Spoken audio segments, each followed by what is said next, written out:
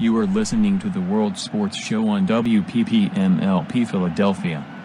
Soccer-based sports talk covering local, nation, and global soccer.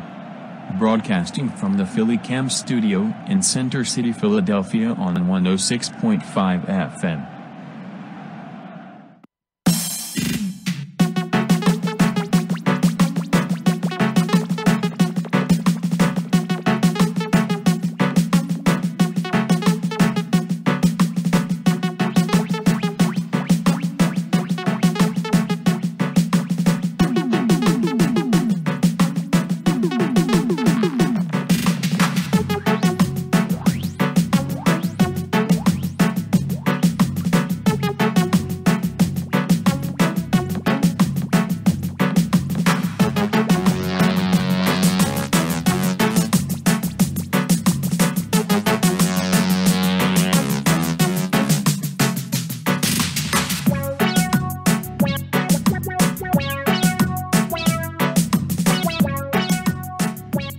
And welcome, World Sports Show. Charlie Flo here live Sunday night, December the 9th, coming to you from the studios of WPPN LP Philadelphia, 106.5 on your FM dial, phillycam.org/listen on the interwebs. We have a great show tonight. We'll be going over College Cup Final. We'll be going over the Women's World Cup Draw. We'll be going over MLS Cup Final. So a lot to talk about, especially, like I said, MLS Cup Final. We have College Cup. And we also have Women's World Cup Draw, so we will know wouldn't say the fate of certain nations, because we have a feeling of what some of the games will. We'll break down every single group. We also have a very special guest in studio tonight. We have Jeremiah White, local soccer player who went pro and is back in the area coaching youth soccer. So we'll break down everything that he's doing here in the Philadelphia area. So a lot to cover tonight. We have an hour to go over it all. We'll do our best to get it all in. Check us out on social media at World Sports Show, mailbag at worldsportshow.com. You can send in your emails, send in your recipes. We will break down some fun holiday food talk. We always break in food talk. So welcome to the show, Jeremiah. Thank you for coming in. Thanks for having me. So we'll break it down a little later about, your career and what you're doing in the Philadelphia area. Let's just get a short little intro before we break down your career. What are you currently doing in the Philadelphia area? Well, I am working with the Atlantic City FC team. It's an NPSL team. I'm the technical director, and I'm launching the youth program that's affiliated with the club. And I also have a company called White Sports Ventures, and we have a youth soccer club with one team, a 2003 boys team. We've got an injury prevention program, an injury prediction program that's launching this year, and that's pretty much it. We also have a few camps and some skill development programs. So that's what we're doing. I mean, do you feel now that you're busier after playing pro than you are when you're playing pro? Because I've learned that John and I's careers are way behind our rearview mirror. We're a little older, but you do find yourself wearing so many different hats. So when we were younger, it's just a matter of you play the game. But now you have so many different ways that you can be involved, and it's not just, okay, I'm a soccer coach, So yeah, no, for me, it's what I'm doing is very mission driven. I want to give back to the community that developed me. So I went to Haverford School, then went on to Wake Forest. But the things that I've been able to accomplish professionally in Europe and the Middle East, I want to bring some of that sort of that content and the benefits of those experiences back here. Yeah, I mean, you played on a very successful Wake Forest team.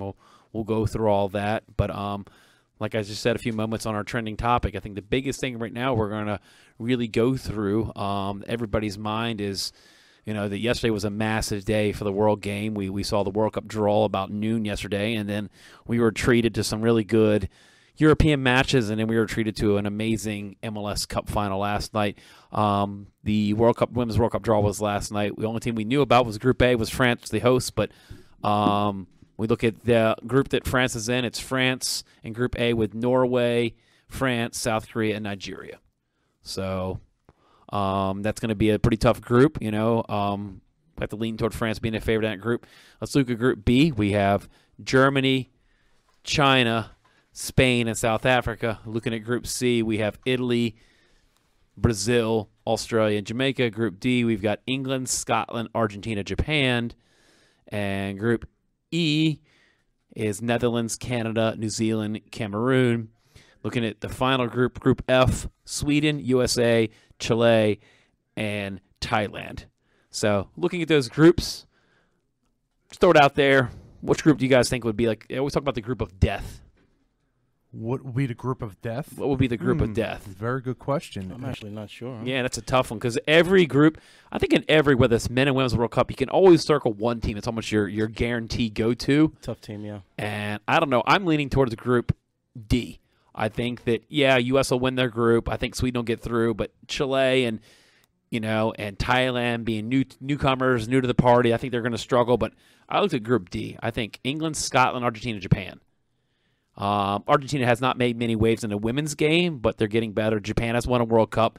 Scotland's gotten much better. I mean, the way that Rachel Corsi's been playing, and it's just England winning third in last World Cup, and how much England's invested in the women's game. I mean, I think Group D is a group of death. Well, it looks like, just reading online, just a couple power indexes. Yeah. It looks like Group A might be the group of death. I looked at that one, too. As for comparability, but France, Norway, that's South what I was Korea, thinking. Nigeria. Yeah. France has a very strong women's league. Oh, yeah. And that's something always to take into consideration. I mean, Norway and France have very strong programs. Yeah, you saw Norway, I believe, hosted the first ever Women's World Cup, and they've been in it. They're always one of the. I say this about every World Cup, either men or women. You've got about 4 or 5 teams that you say, all right, these teams have the 5-1 odds, the 6-1 odds. So you always got to look at, especially France, home cooking, and the amount of money and resources the country of France has been putting into it. Mm-hmm. And hey, their men just won it. So I mean, right. My thing is, I look at it like this: what group has 2 teams that can win it all? That's true. That's true. France, Norway. Hey, absolutely. France, Norway. Without question. If they have 2 groups that can possibly win the whole thing, yeah, that's my group of death. Yeah, without question. Market. Yeah, you look down at Group B, you think Spain, China, South Africa, they're all still developing nations in the women's game. Well, China used to be. Remember, China. Well, my U15 state team back in the day, we played against the Chinese women's national team. Are you serious? Yeah, wow. Actually, it was interesting. That? The Sun Wen was her name, the star. Class, yeah, and she was one of the best players in the world. She was fantastic. I mean, but again, physically we were a little bit much. Yeah, and I think it's China used to be a powerhouse. They were in the famous '99 final. Absolutely. That people don't realize who they played in. They played China in the final. Yep. And they were supposed to have the 2003 World Cup, but SARS, they lost it. So you never know what could have happened. If they would have hosted that World Cup. What could have happened to their program, what it would have done for the women's game in their country. Because hosting a World Cup, we saw what it did in the U.S. Yeah. I mean, post-94, 2 years later, we get the MLS, and hey, you're a direct result of that. You played in the MLS that, as a kid, all of us as kids, there was no MLS. There was no MLS. It was my heroes were abroad. Now my son's watching MLS games. So, yeah. Times have changed, man. Yeah. And you have the opportunities. It was just, we and John joked that one of my childhood dreams, joking in my guidance counselor, where do you want to play? Because every kid that plays at a high level wants to play pro. There's nobody out there that says, "Oh, I'm capping it at high school. I'm done." But I used to joke that I wanted to play for the Baltimore Blast. Nice, because that was it. There was no MLS in America. I was like, all right, I'm not EPL material. I'm shooting for the Baltimore Blast. I'm shooting for Richmond Kickers. We had Richmond Kickers indoor and stuff like that. Richmond Kickers. When I was a kid, my uncle actually they had trading cards. Of indoor soccer. Oh, I remember those. Yeah, my uncle bought me the entire volume of trading cards. I still have them. I mean, there's some of those teams like the Comets and as with Milwaukee are still existing franchises that have captured that indoor market and has sustained all that growth of the MLS. Because I mean, I do look at when the Philadelphia Union came into Philadelphia, we did kind of lose the Kicks about a season later. And Kicks, I loved it because that's when the indoor season, I would take my indoor teams to go watch Kicks games. It's also, the indoor game, futsal, they're a little more accessible because there's more action. I think those are games that are a little more palatable for non-soccer people. Just because of the amount of goals scored, the action, the skills, etc. And us city folk, John and I live here right in the city, and the ability to play the indoor game and futsal game is, all right, it's like the thing, find a basketball court in Philadelphia. You can find one about every 5 blocks in Philly, so it's an easier transition, and wintertime, finding full-size fields, even when I do find indoor facilities, it's such tight space. Mm-hmm. So, and I thought it worked out perfectly because there was never a crossover. The Union season and the Kick season never overlapped. It wasn't really any of that, because the indoor season just started up. Harrisburg had their first game this weekend, I believe. They won 7-6. I saw. Yeah, it's second weekend in the league. Yeah, so they're starting up now. MLS is just ending. But back to Women's World Cup was our leading topic we wanted to break down is looking at the U.S.'s group. I mean, it just seems like every draw we've got USA and Sweden, and P and Sundhagen always. The last one was a game that Sweden could have won if it wasn't for Megan Klingenberg. Sure. U.S. gets beat by Sweden. Sure. The good thing is that Sweden, I believe, is the third game. If it was, it is. First It's Chile and Thailand, then Sweden. Or I'm not sure if the Chile Thailand. I would not like it so much going into the knockout playing softer teams. I would like a little bit more competition just to sharpen up. Yeah. So what you like it that it's set up Sweden at the end? Yes. Because we pretty much already punched our ticket through. It's punched either way. I'd like. It's just a matter of who's winning the group. That's it. It's basically. Let me tell you, man. I sort of encountered the women's national team twice. So once when I was a kid, we were at the Olympic Training Center in Chula Vista. Chula Vista. Okay. And that was when Mia Hamm was playing. Yeah. And they were training, and you could see the quality, and they were really good. But I just saw the women's team when I was in 2008 when I was with the men's team. Yeah. And these girls are like really impressive. I mean, just strong. They're big. They play. They move the ball well. I mean, just what they've invested in this team is just it's obvious to see. I mean, these girls are they're no joke. That's the thing is that as the game evolves, the bar gets set higher. Absolutely. And it's not to discount the 99s or the 2000 or not the 99 team and the 91 team, the ones that won the World Cup. So that was our first two World Cups. But like you said, there's been that investment, and the game has gotten higher. And just you notice as being a technical director with Atlantic City Football Club, one of my players, actually I think three of my players from Jefferson played on for the team. you. Yep. Yeah, so Pedro, Neto, CG Rose, and I think Armando. And it's just a lot of the things that these players are doing we didn't even do as kids. I mean, with the trainers and the things like you said, the women now I'm friends with a lot of the girls on the national team, and they're all wearing their little bands around their chest that track all their movements, all the data, all the heat map things. We didn't have it as a kid. I mean, I think I had Gatorade and a banana. It's about the only things I had. Yeah. It's like, and Gatorade was like a new invention I felt back in the day. It's and there was no it was just Gatorade. That was it. Yeah. And just to take a step back, can you just explain to the kids, because we got a lot of youth listeners, what the job of a technical director is? So, well, my role is maybe slightly different than other technical directors, right? Okay. So I'm essentially in charge of sort of helping make the decisions on behalf of the club, but also I consult with the head coach. I had a part in bringing the head coach in. Our head coach is Chris O'Leary, who was the under 19 coach at Swansea City, and he played for Swansea City for several years. I work with him. We sort of go through the game plan. We talk about the players. We decide what type of players we need, what type of players we want to maybe sort of push off during the middle of the season, unfortunately. And the other part of my job is I talk to the young college players and, the ones that want to become professional. I talk to them about what it takes to do that. And I give them honest feedback about where they are and what they might need to do in order to accomplish their goals. We talk about life after soccer. What are some of the options they have available? And I kind of just share my experience as well. I find that helps them a lot. Yeah, it's very interesting just to hear the side, because we do talk a lot about technical directors and coaches other than the head coach, and it's not really clear, I guess, the responsibilities. Yeah, there's technical director, general manager. Yeah, it's all different. It varies. I've met so many different general managers. Some are just my job is to put meat in the seats. Yeah, I've met general managers like that. And some my job is to build the roster. So I help out with all of those things. It's a brand new club. Yeah. So it's kind of all hands on deck. But we had a great setup, right? We had the sponsorship with the Tropicana. I think we had the largest sponsorship in the history of the NPSL. All our guys are housed. They all get free food. It's a good setup. But I felt that a lot of these guys were just sort of in the dark about what their next step should be. The ones that wanted to play professionally, and then the guys that came to us from professional clubs. Yeah, the two different doors. They wanted to know what they had to do to get back, and if I had any relationships I could share with them, and those sorts of things. So, it's mostly a psychology sort of mission. You're really trying to manage their temperament and disposition and maintain their focus. Because imagine a guy that's coming from a pro environment to the NPSL is under pressure.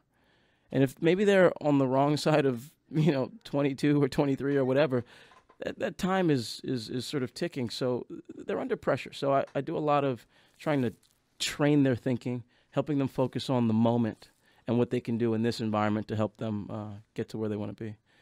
That's most of the job, to be honest with you. It's true, because I'm an assistant with a MPSL team, Lone Star, that's in the same conference as you guys, and it's true, because you're managing some current college players that are and some graduates that might not have gotten drafted. So a lot of this is their second crack at it. They didn't get into the MLS draft, or a European team didn't pick them up per se, or they had a tryout with a USL team, and the thing is, like, a lot of these guys are told, well, if I had one more roster spot, if we had two more roster spots, it's one of those. Right. Every year I deal with my college players that they're on that. They felt if there was one or two more spots, and then it's just this opportunities that they have, and they want to make the most of it. Then you said we've got some ex-pros on Lone Star that are coming in, and some of them know, hey, I may never get back to that level, but they just love playing the game. Yeah, that too. And if you get the right kind of ex-pros that aren't arrogant and don't flash up in front of everybody's face, I played Champions League, they can be huge mentors. I mean, basically, a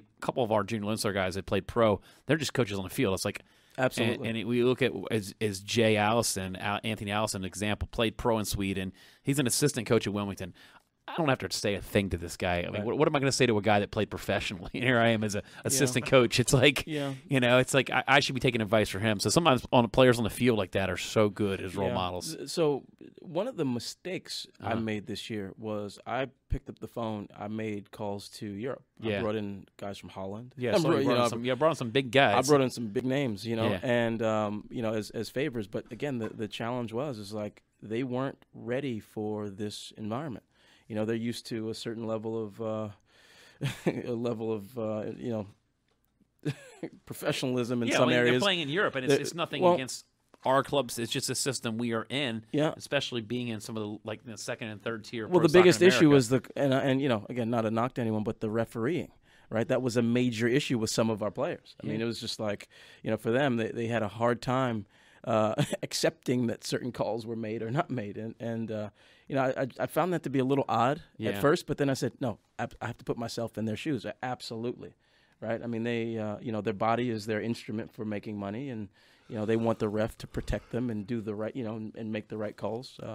So that was just one issue that, for us, is like you get on with it, but for them, because they're sort of coming from a higher level, it's like, hey, no, that's not okay. So an accumulation of those kinds of things. You've played in the both. You played pro in the U.S. and you've played pro in Europe, and there's not many players that could have done both. And the Middle East. That's right. And the Middle East. I played. So just really quickly, I played in the Premier League in Serbia. Okay. Played Greece. Played in France. Okay. I played in Denmark. I played in Poland in the extra class as well. I played in Saudi Arabia. Okay. And then I played in MLS, and then just a brief stint with the national team. A lot of different styles of football, and a lot of different. So this is what people don't understand. Like so along the journey, I had opportunities to go to Germany and other different places. I'm not necessarily wired like sort of people told me I should have been, and made the decisions people said I should have made. A part of my experience that I wanted was a cultural experience. Okay, I wanted to leave my career speaking multiple languages, having friends from different parts of the world, and playing at the highest level I could play, and that was a calculation in this whole adventure. So that's what I came back with, and I feel like I made the right decision. I feel like my network of friends and relationships is much richer and much more diverse, and that's important to me.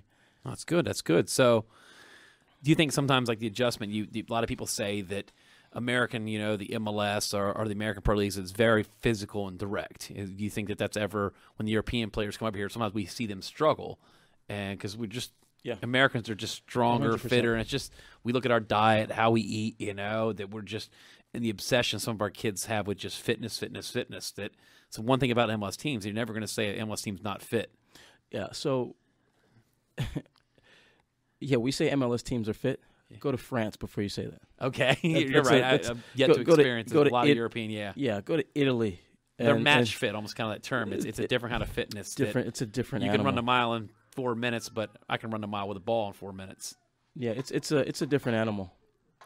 Yeah, it's a different animal, and I remember, again, you're right. Guys come to the MLS, and I think the reason they struggle, I think it's largely cultural. Yeah, I think the second piece to that is sort of the second biggest issue is tactics, right?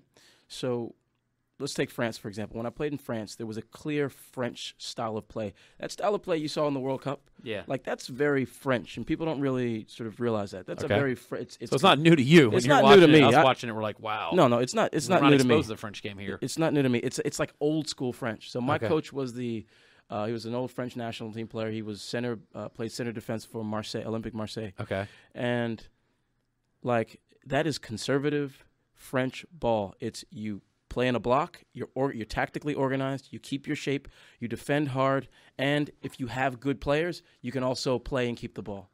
Right? Okay. That you have a big target striker, you have quick wingers, you have guys that can play. To me, I wasn't surprised by the French tactics. It's very organized. It seems like it's unbelievable. It's almost Italian in terms of its organization. People think maybe France is just sort of like a more athletic league. Yeah. Man, it is tactical as it gets. It's as tactical as it gets. So yeah, we don't get to watch a lot of French football. Because I remember back in the day, I think when Fox Sports was around, they used to have French league. I don't even know who cares. Is it BN carries French? I don't know who carries French league anymore. Because I don't get it on my channels. Honestly, I think the U.S. I think if there is any style of play that we should really be looking at, I think it's the French. I don't think we can play like the Dutch. I don't think that's that creative. Everybody, it's not. Let's play to our strengths, and our strengths have been our organization in the back. Yeah, I'm not sure we're technical enough to play like the Dutch. I mean, we're not as technical as the French, but I think we can be organized. Yeah, I think we're organized in the back. I think we're as disciplined, and I think we do have some athletes, and I think we have that kind of physical power as well. But I think we have to sort of find a system that sort of can maximize our strengths, but also accommodate some of the technical deficiencies in comparison. Yeah, to the we top talk about teams. this, John. A lot. It's like there's things you can control and not control, like the creativity, the tactical, and the kind of player we're going to get. There's only so much we can control in the U.S., but the one thing that we had back in the days when we were winning, in World Cup games, winning World Cup games, getting into the knockout stages, our organization in the back. We were good at putting up a clean sheet. A lot of 1-0s and a lot of tight games, but being organized in the back.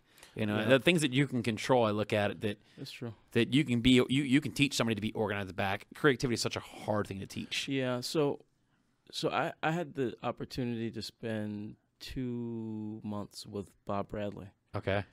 And, regardless of everything else, he is a reality-based, like, this is who we are. Yeah. And this is the system we're going to play to get the most out of our ability, and this is the mentality you need to do it.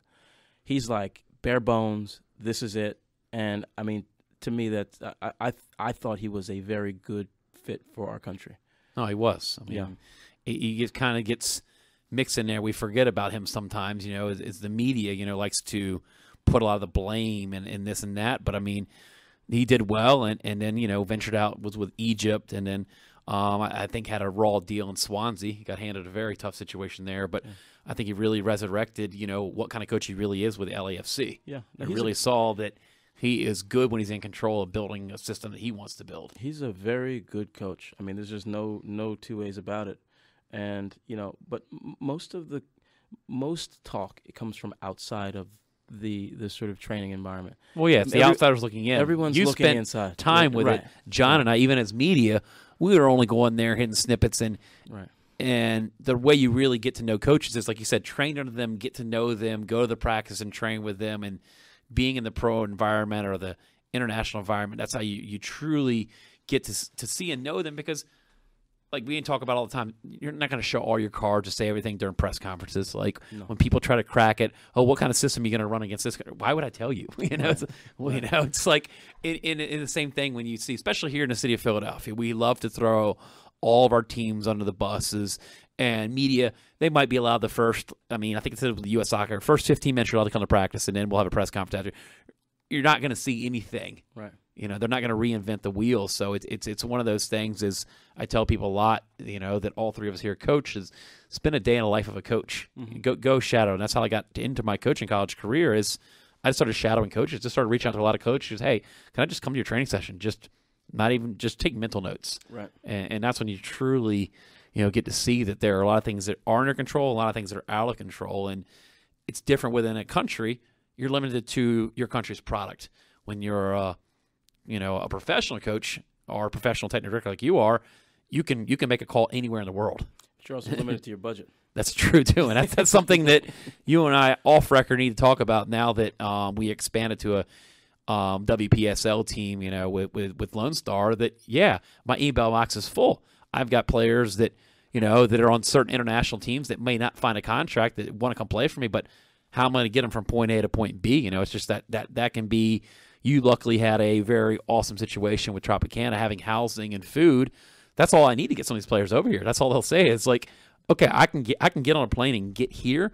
Can you give me a house and give me food? And I'm like, nah, man. I mean, my basement's only so big. Yeah, no, we can talk off air. But it's there are players, and I love leagues like this, like the WPSL is exactly like the NPSL. That there's opportunities for players out there. Is the biggest thing is what I love about soccer versus a lot of the other pro sports in the world is there's opportunities to keep playing. Even if you're not getting paid to play, you're still playing. Yeah, but so there's you have a certain percentage of people that are in the NPSL because they enjoy playing. Yeah. Right? So if I were to suit up for Atlantic City, it's just because I enjoy playing. Yeah, there are guys that are up near our age that still playing that. Every once in a while, there'd be those guys cracking that 40 spot. Right.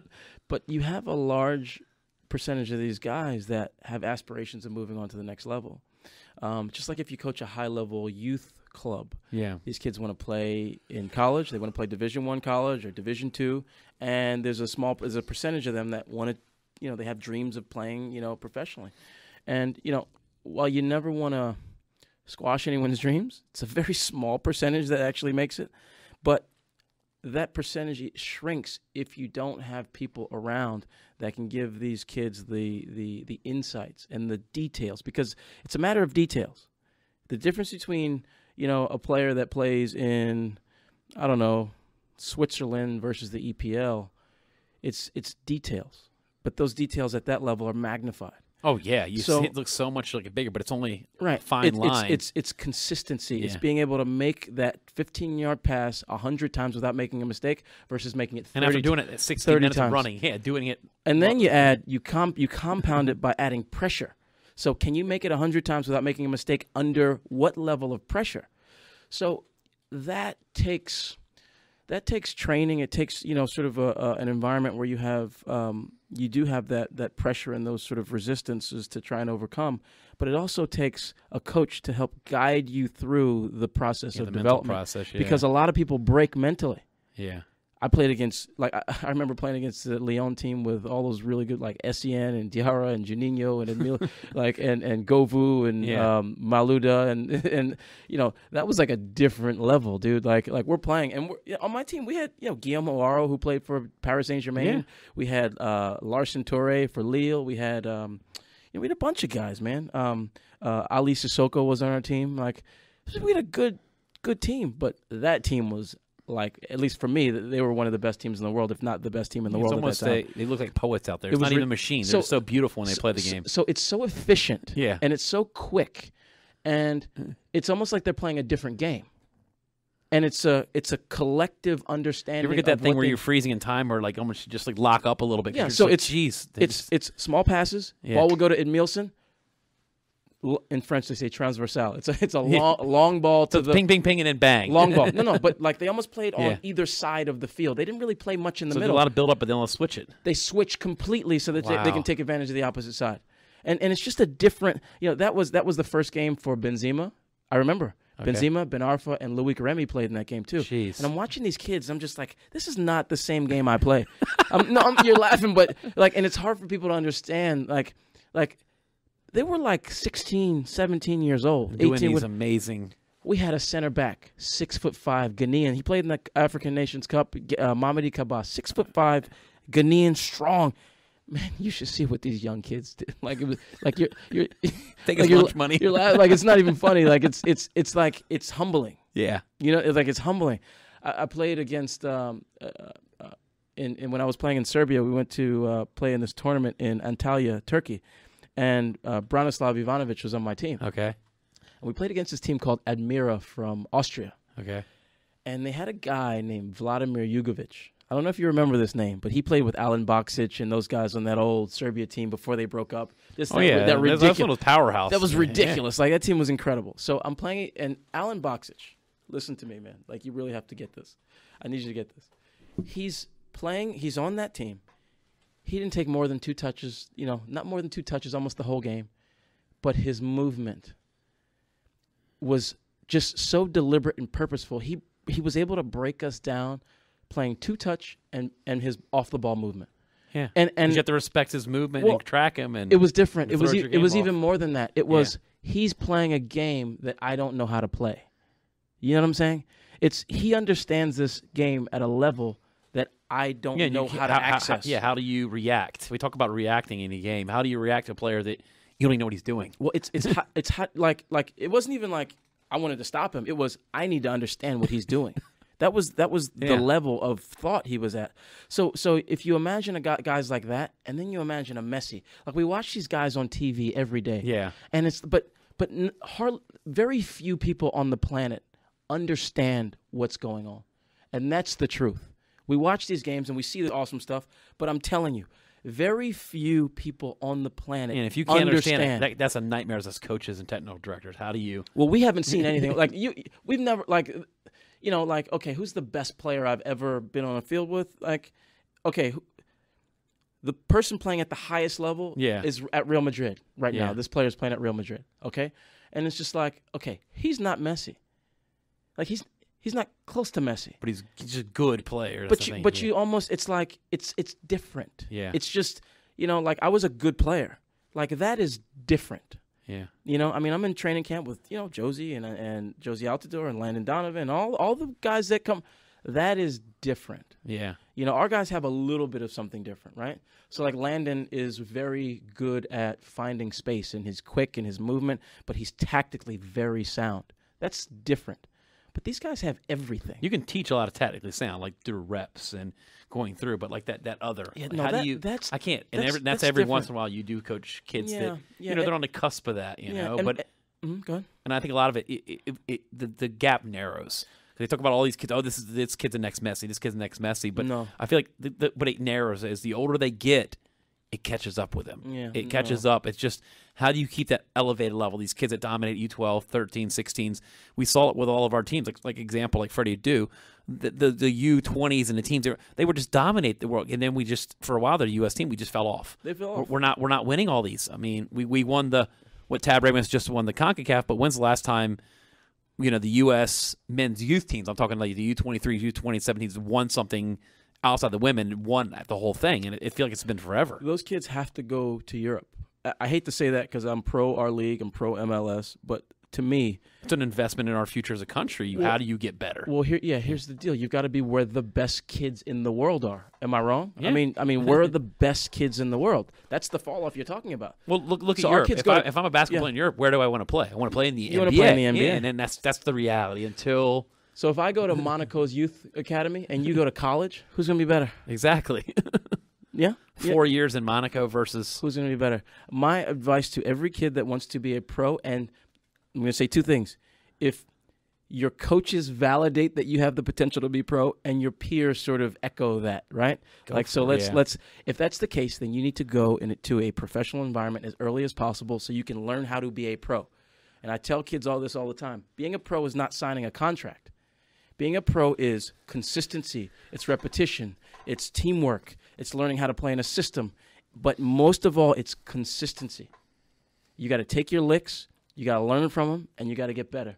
And that's the process every day. And when you have a cultural difference, to overcome and you have a language barrier to overcome, it requires even more character. So that's what I went over there and I'm dealing with. Yeah, I went to multiple. You named on 2 different hands, all the different languages and cultures. And absolutely. Every different system. It takes character. Yeah. It takes character. And you can have all the talent in the world, but if it's not matched by an equal amount of character, you can forget it, because most of the kids that play here aren't in those situations where it's so desperate that it's like there's no turning back. It's not cutthroat here playing soccer. There you go. I think one of the things that hurts us the most in our country is all of us here have coached club soccer. We've all been involved in, the pro level. Is that something that really bothers me is, and with all the club teams, the coach is parents might not be happy with play time, or they don't like the answers they hear from their coach. If I say Johnny needs to do A, B, and C to get better, that's a great point. The parents don't like hearing that. Sometimes they don't like hearing that. So guess what they do? I'm going to go to club B because I don't like what Coach A is saying. And that's the part that bothers me the most, is the jumping of ship. Is it's like I tear something in my leg. Doctor says you got this torn. I'm going to go to another doctor. I'm going to talk to a doctor until I find one that's going to let me play. So I have some thoughts about that. So for me and my club, let me back up. I believe that we have very smart and capable parents that are a part of youth soccer. Yeah. The question is how effective is your club at directing their passion and energy for their kid? Yeah, and there's a lot of gaps, and it's a universal problem. So how do you educate parents and give them enough information so they feel comfortable? Yeah. And that then their energy, let's call it energy, will be directed towards helping support the club and helping make things better and identifying weak spots. So that it's a $1 million becomes the question, because we talk about that a lot. I think I have an answer. Okay. I mean, I believe I have that solved. I'm not going to sort of put that out there, but I believe I have the answer to that. Yeah. And we have a lot of thoughts. Probably. In my club, it's an experiment. So I have these experiments going on. I have one club outside of LA. I have one club here in Conshohocken, and then we're starting the club in Atlantic City. Yeah. So these will be 3 experiments with 3 different populations where I'll be able to test different demographics. I'll be able to test the same curriculum. Yeah. However, the sort of cultural and structural needs will be different. Yeah. So it'll be interesting. No, definitely off the record, pick our brains, pick up on it, and definitely, like I said, this has been. I mean, we're already 37 minutes into our show, and we haven't had a commercial or we're not a commercial break, a breather break, as we call it, on public radio. But it's true that America, like you said, there's so many different demographics, and I know that I got involved in a little too much on Twitter last night. I might have made some friends, I might have made some frenemies, I might have made some enemies on Twitter last night. But just trying to figure out the equation of what U.S. soccer is we are. I think the best way to sum it up, we're basically the size of a European, we're the size of a continent, we're the size of Europe, but we're so many different countries within our country. So saying, well, Atlanta's the, standard for what MLS team should be, but that is not, because you got Arthur Blank with his money, his big stadium, and how that, so every, like you said, LA, Atlantic City, and basically Philly, you got 3 different cities with 3 different problems. There it is. 3 different types of people. There it is. And not even just Philly. You're in Conshohocken, so you're a little bit outside of Philly. So, I've heard people say, I coach Continental. They keep referring to us as a Philadelphia club team, and I'm the one guy that says we're not really a Philadelphia club. We're a suburban team because it's something I've brought up even with some of the front staff in the Union. The Union is a suburban team. They play in Delaware County, in Chester, of all places, and so it's you have to look at each individual MLS team as its own little. You're on their own little island.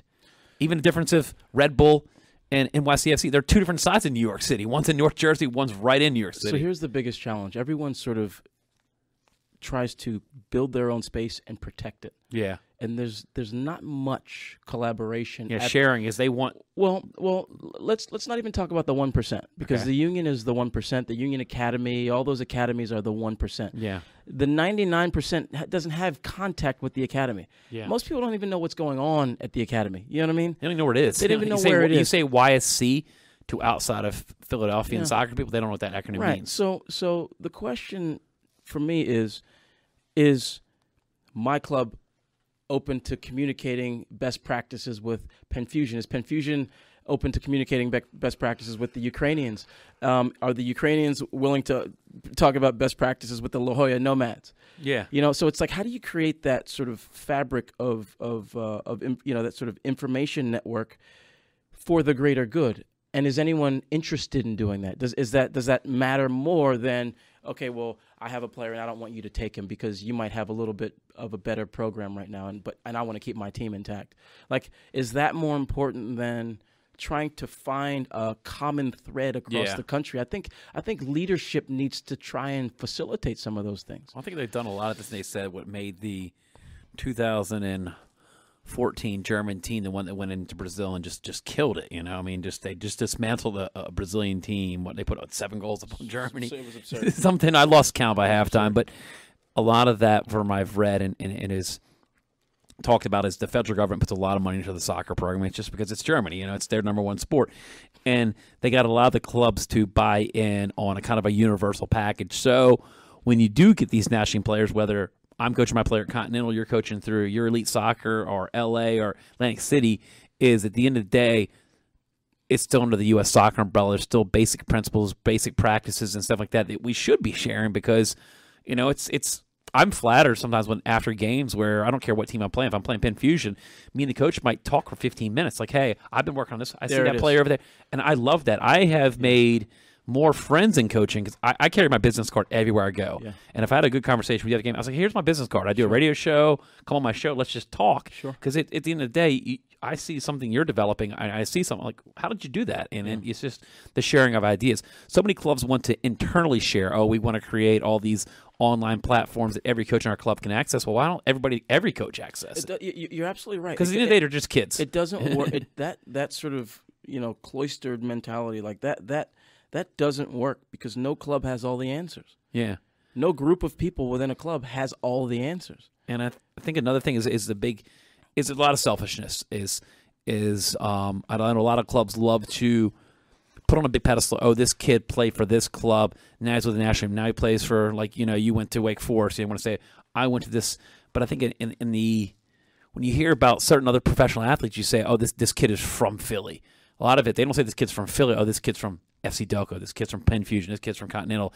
You need to say, hey, this kid is bred as a Philadelphian. Well, my team earned one of those stars on your. Yeah, I see that. That's the thing is, I'm not from Philadelphia originally, so I didn't play in the FC Delco thing because when I moved here, I'd have been a little too old. I don't think they would allow 20-year-olds to play on their youth teams. But no, I mean, and just like even I would love to just break down, even do a study, like, you know, write a paper and cover your 3 different clubs, how they evolved. Because where I grew up in Virginia, I tell people there wasn't club soccer. It was JV was a big deal. That's the highest level. You played YMCA soccer, and then, you know, JV soccer was the biggest thing. Varsity soccer, high school soccer was the highest level. If you wanted to play college ball, you played high school ball. That's just how it was. And that's gone. I come to Philly, but there just wasn't a club system where I grew up. But it's changed, and I didn't know about the club system until I came to Philly. And you have to also realize there's still some places out in America where high school soccer is very scouted. You know, it's just different parts of the country.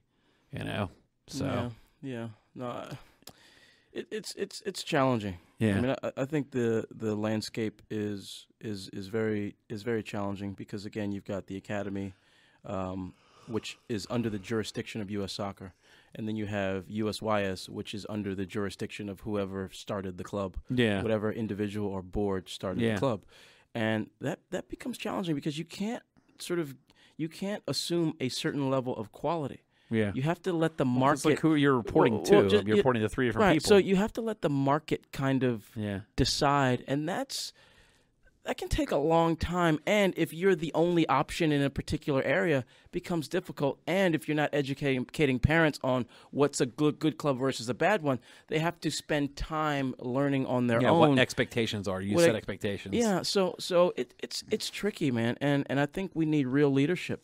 I mean, especially if we're going to, if we're saying we want to try and identify all the best talent and funnel them into the DA, well, if that's the case, you've got to build a DA.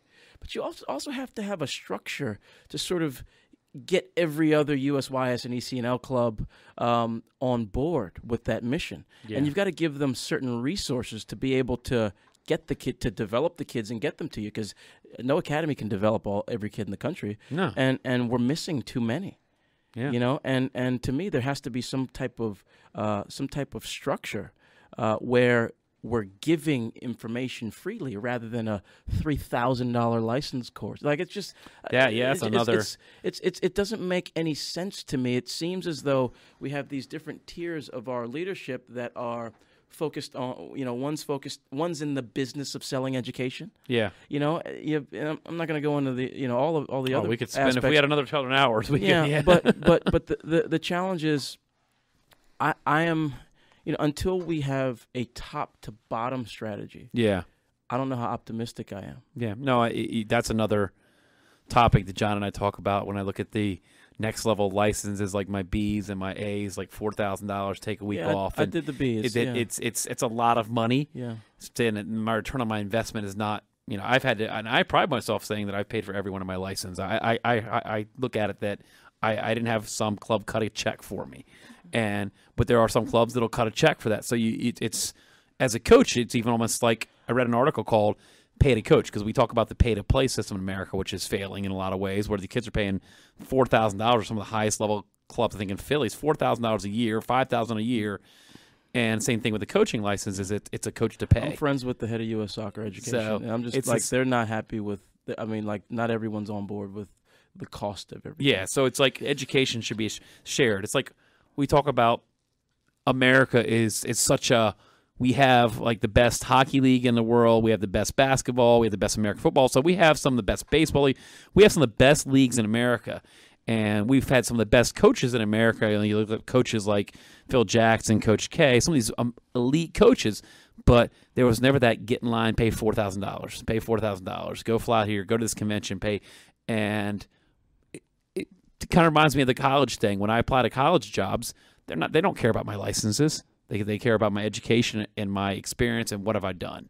So it's kind of I weigh that option back and forth between coaching college and coaching club that I would love to get every one of the licenses if it was free. Yeah, I'll find the time to take it. Yeah. So it's almost like if you can't, you can be a good coach. If you can't afford it, you're out, and that's sort of So that's sort of consistent. Especially with you work in Atlantic City. If you try to get some local coaches in Atlantic City, it's a very poverty-stricken city, Atlantic City. So again, my plan is to provide the education. Good. I mean, it's on me to provide the education, but again, there should be a resource for that. And again, I did speak to some guys at U.S. Soccer Education. Yeah. They did say they will help. So let me be fair. That's good. They told me, like Jeremiah, financial aids. I'd love to find something. So here's the reason. The reason is because we are on the brink of getting Atlantic City to sponsor the youth program. Okay. And then I'll have my pro players coaching, and then I'll get the help of U.S. Soccer Education. There you go. We should be able to get the free facilities and free tuition. It's amazing. And we'll have the quality coaches. So what should happen in theory is the kids from the surrounding clubs will come back into the club, and then ultimately over time we want to build an actual academy program. That's good. So I need to be involved in every aspect of youth soccer so that I can speak from firsthand experience. This is very important, for me, and that's also why I think each club needs to have. Especially if you have a high-level club with kids that want to play D1 or that want to play professionally, I think you have to have some coaches on staff that are a reference point for these kids to get information about how to do that. Yeah, you've been there and did that. You went to the club system, you went to the college system, you went to the pro system, you played it. Well, I'm not talking about me, right? So it's not about me. It's for the kids. It's saying you don't have to have played at the highest level to be a good coach. Okay. But you have to have gone there if you're going to give kids those insights that other people that haven't done it won't know. I think every club needs that. They don't have to be the head of the club, but they need them around and those resources available. Different experiences and different outcomes. And if you haven't done it, you don't know. Yeah. Like a lot of this stuff. It's not everything, but a lot of important things. If you haven't done it, you won't know. If you've never dealt with an agent, sat in a meeting with an agent, if you've never been the new guy on a team, getting. And probably doesn't speak the language either. How do you balance culture and language and even things even down to like how do you get working papers and those sorts of things. There's so much. What should I do if I'm in high school and I want to play pro? Like you need to go over there early to experience it. You've got to at least dip your foot in that water just to see, just to get a little bit of a taste as early as you can. So there's just a lot. There's a lot. But anyway, yeah. Yeah. So definitely love what you're doing at Atlantic City, Football Club, and like you're an instant rival to Lone Star. So I know that we've got we'll play you guys in a home game this year. Don't know the date yet. I support you guys. I support. And I support you guys too because I support you guys. Yeah. It's the growth. We want to see growth, and I just found out in the WPSL, the league, that the women Lone Star is joining. That I think it's called the Turf down there in Delaware off Route 1. DE Turf, yeah. Yeah, so they're getting a team. Frederica, Maryland's getting, or Frederica, Delaware's getting a WPSL team. Mm-hmm. So I'm excited about that. Just all these different opportunities these young women will have, and even young men in MPSL. And I unfortunately missed the game last year. Lone Star doing a recruiting trip, but no, just looking forward to like I said, a lot of business models that we can learn from. With the MLS Cup final yesterday, setting records beyond records, 73,000 plus to see Portland and Atlanta play. Atlanta topped Portland by a score of 2-0. My old teammate was the captain of Atlanta, Michael Parkhurst. Yeah? Yeah, we played together at Wake Okay. Forest. Yeah. Wow. It's good to see him. So I think that we've seen what good scouting, good coaching, and big money can do in the MLS, and I know that, that I think it was recently that Jay Sugarman said to us to go up against Atlanta would be suicide, and I get what he's saying. What is he saying? I think he's saying what to me I take it is we don't have the money to compete. To me, it's like, all right, there are plenty of clubs that can compete without money. You can look all over Europe, and there are teams that are successful without big money. Well, you have to figure out a way to get the money. Yeah, I mean, I don't know like in professional sports. Yeah. The teams that make the most money, like Juventus, they knew what they were doing when they paid all that money for Ronaldo. Yeah, return ROI, return on investment. ROI. It's like we got to throw. You're making money off people that never stepped foot in Italy in their entire life. There you go. There you go. So the question is, and again, I don't want to sort of speak out of turn because I'm not as well versed in. Yeah, we're all learning. It's Major League Soccer we see. Yeah. Well, yeah, Major League Soccer business per se, but at the end of the day, in the pro ranks, you got to go get the money because you need to bring the players in that'll help you win. I don't know, like maybe the fact that we don't have relegation is sort of why you can kind of take it easy and sort of say, okay, you can be a mediocre team and just kind of hover around 500 every year, and maybe making a playoff appearance, here, there. So if and you have these 20,000, you get 15,000 every game, then you're doing okay. Yeah. It's a kind of that bottom line. If you break even, you're doing okay. I don't know. I mean, what do you get if you win versus if you lose? If you just lose in the first round of the playoffs? The only real thing you really get is what you get. What, CONCACAF Champions League, right, John? Is that your only guarantee? Right, really, but what's the money in how much? I don't think it's much. Yeah, it's not There you go. Yeah, there you go. The investment that's required to get there, am I going to make my money back? Yeah. So if you have you're not getting the TV right. It's not Super Bowl, Super Bowl money. If you got a professional environment where you're not going to, from an ownership standpoint, right? Because they want to make money at some point. Yeah. It's like, well, making this investment, it's not guaranteed, and even if it works, we might not be getting our money back. That's it. Return on investment. What do you do? And I think you've hit the nail on the head. It's not about the big sponsorship. It is about the big sponsorship because the big sponsorship, you got to think big, enables you to buy players. And there's a debate on designated players and salary caps, and we're the only professional soccer league really that has that whole salary cap thing. We can't just go out and build and buy. And, well, to be fair, that's also helped the league stay afloat and sustainable. Yeah, you have to. So the question is, at what point do you try to sort of do what the rest of the world is doing, or almost as a league investment that you start paying these players? As a league, you got to start bringing in players, not just as individual teams, but as a league. Yeah. How is this league going to attract like a Ronaldo? Think about, Ronaldo coming in at this age or Messi coming at this age. Yeah, it would be unbelievable because they're still in their peak of their prime. So, well, I have a few thoughts, and I think. We just talk about we have to, you got to spend more money to get better players. And it's always money. Yeah. Same thing at the youth level. It's fields cost this, and you've got the newest Adidas uniform, and it costs that. Yeah. And one of the things that I'm very much interested in outside of managing injuries, and I'm working with Jim McCrossan from the Flyers, and we're working on this injury prediction sort of company. We can talk about that, but But how do you make youth soccer a little bit more affordable? And I wrote this blog article, and I talked about just a few thoughts that I think need to be flushed out more. And I flushed them out a little bit, a little bit of detail in the article. But one is professionalizing sponsorship as regionally. Yeah. Right? So you leverage volume. Can you sell attention regionally? Right? So like a state organization might need to spearhead that. And then can you sell performance data potentially to wearable device companies or insurance companies? Right? Genius, yeah. So in my blog I've spelled this out a little bit. But we it's just it's too expensive for families. And we're missing kids that can't. Yeah, we talk about this with Lone Star. Our kids, it. we practice some of the worst fields. I mean, even an NPSL team, we are practicing on some of the most god-awful pitches. West Philly High?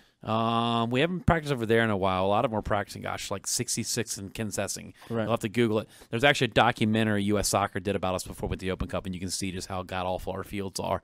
And yet we were able to qualify for the Open Cup. And we did this on an unequal playing field. Well, you have talent. And yeah, exactly. At the end of the day, the talent. But the problem is you don't want the talent to fall off. And, I mean, you have cases where kids are taking Ubers, because parents can't get their kids out to training. Let's be realistic. My youth teams that I train at club, my practices start at 5 and 5:30. How are those parents? These parents that are working 2 jobs, how can they? Yeah. And that's the problem is you almost have a situation where you have too many teams going on. So you're just at 5. It's a struggle for me to get out there at 5 o'clock. Yeah, and it's not realistic 5 o'clock, just getting those kids. All right, you can come into this club, but we start practice at 5. How that's not going to. How are those parents going to get there? Right. School gets out at 3:30, but mom has to work till 5. Right. So it's just not going to. Like you said, we could talk another couple hours. We've got about 2 minutes left on the show tonight. I think we had a really exciting show. I mean, this is absolutely covered a lot. Yeah. We didn't even break down a lot of things we thought we were going to break down, but I think a show like this is more informative and more educational and more useful to a lot of people. If you're listening to this live and you want to share this, we'll be putting this up on our YouTube. It'll be up on our .com. Always check out worldsportshow.com. Check us out on Twitter under World Sports Show. Check out all of our social medias. We've covered a lot, but yeah, definitely looking forward to what you're doing. What's the name of your club out in L.A.? So we're working on the branding now. Okay. So we're working on that. Oh, you're still working on that then? Yeah. Okay, so you have your club here. It's WSV Elite Soccer Club. Yeah, that's your one here in the Philly area. Yep. And then you're also technical director at Atlantic City and we'll Football be Club. The youth team there as well. That's great. Yeah. That's great. So definitely looking forward to playing you guys this year. Awesome. I hope that my women's team are not on the road, and maybe we make it a doubleheader. So that's a lot of our thoughts is how we're gonna. I would love to have a women's team for Atlantic City. Like that's. I mean, you're looking at that's New Jersey, man. Oh yeah, yeah. I mean, I think. Wait a couple years. So I've got about 5 girls from South Jersey on my team. I think so. I'm trying out now. Yeah. I'm messing with you. No, but it's definitely a good conversation. I think growth is the best thing. Yeah. If we're able to help you at Lone Star this first year with our women's team, and we take some ideas and go with it. Same thing with you. What you're doing in Atlantic City, sharing of ideas, man. What works, I think, in Atlantic City can work in Philly because you have very similar that. With Lone Star, I'm looking at. I don't have the same problems, suburban problems. I don't have lack of money problems. Where some of the suburban clubs, it's all about how much money the parents have. So, want to thank you for coming in studio, driving in tonight. I know you had a busy day of coaching. Thanks for having me. Had a pretty successful weekend, I heard too. Great weekend. Yeah, won our group at the Penn Fusion Showcase, so it was cool. So, any other final thoughts, John? That's it. All right. Well, same time next week, World Sports Show. 9 o'clock every Sunday night, 9 p.m. We don't have a confirmed guest for next week, but we'll keep you guys informed. Check us out at worldsportshow.com for updated information on next week's guest.